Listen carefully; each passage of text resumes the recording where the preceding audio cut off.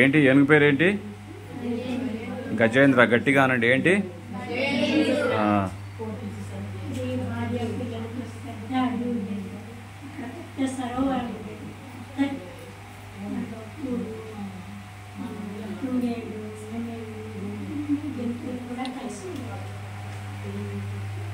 ఒకరోజు గజేంద్రుడు ఏం చేస్తాడు, స్నానం చేద్దామని మహాసరోవరం, పెద్ద సరోవరం, పిల్లలు కానీ అందరితో వెళ్తాడు, సంబరం చేసుకుంటాడు. ఆ సరోవరంలో ఒక మొసలి, ఆ మొసలి ఏం చేస్తుందంటే ఆ ఏనుగులు కాళ్ళు పట్టేస్తాయి. స్నానం చేద్దామని ఏనుగు గజేంద్రుడు సరోవరంలో దిగు ఆ మొసలి కాళ్ళు పట్టేస్తాయి. ఏనుగు కాళ్ళు పట్టేస్తుంది. ఇక మొసలి పట్టం అంటారు కదా, పట్టేస్తుంది. ఏనుగేమో పైకి లాగుతుంది, ముసలేమో లోపలికి లాగుతుంది. ఇట్లా ఎన్ని సంవత్సరాలు? 1000 సంవత్సరాలు. ఎన్ని సంవత్సరాలు? 1000 సంవత్సరాలు.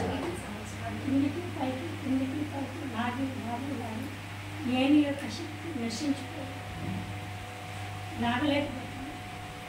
ఏం చేస్తుంది? దానికి ఆలోచించింది, ఏం చేయాలి? పూర్వజన్మలో చేసుకున్న పుణ్యం వల్ల ఒక శ్లోకం గుర్తొస్తుంది. ఎవరికి? గజేంద్రుడు. ఆ శ్లోకాన్ని తలుచుకుంటారు. ఏ భగవాన్, ఏ పురుషోత్తమ, ఏ జనార్దన, వాసుదేవ, భగవాన్ నేను భరించలేను, నేను చనిపోతాను, ఇవ్వండి, నాకు మోక్షాన్ని ప్రసాదించండి అని ప్రసాదిస్తుంది. కొన్ని ప్రార్థిస్తుంది.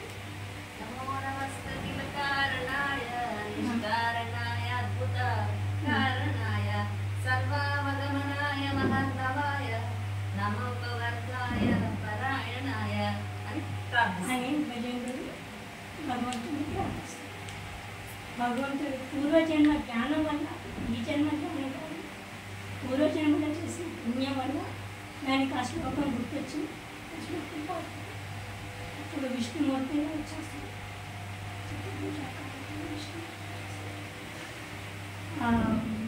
మొసలి తన చక్రంతో నేను పనికి వచ్చేస్తుంది. అది కనుక భగవంతుడు ఈ కథను వింటూ ఈ కన్నెట్టు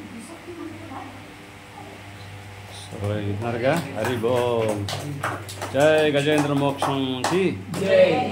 సో ఇక్కడ ఈ కథను వినడం వల్ల, భాగవతం నుంచి ఈ కథను వినడం వల్ల మనకి ఎటువంటి భయాలు ఉండవు. మనకి చక్కగా ఈ చాలా మంచి స్టోరీ చూశారుగా. మొసలికి బలం నీళ్ళల్లో, అయినప్పటికీ అంత బలంతో ఏనుగులు లాగినా కానీ 1000 సంవత్సరాలు అది చాలా గట్టిగా ప్రయత్నం చేసింది బయటపడడానికి. కానీ ఆఖరికి భగవంతుడే నువ్వే కాపాడాలి తండ్రి అని చెప్పి మనస్ఫూర్తిగా భగవంతుడిని స్తుతించగా భగవంతుడు వచ్చి ఆ ఏనుగును రక్షించారు.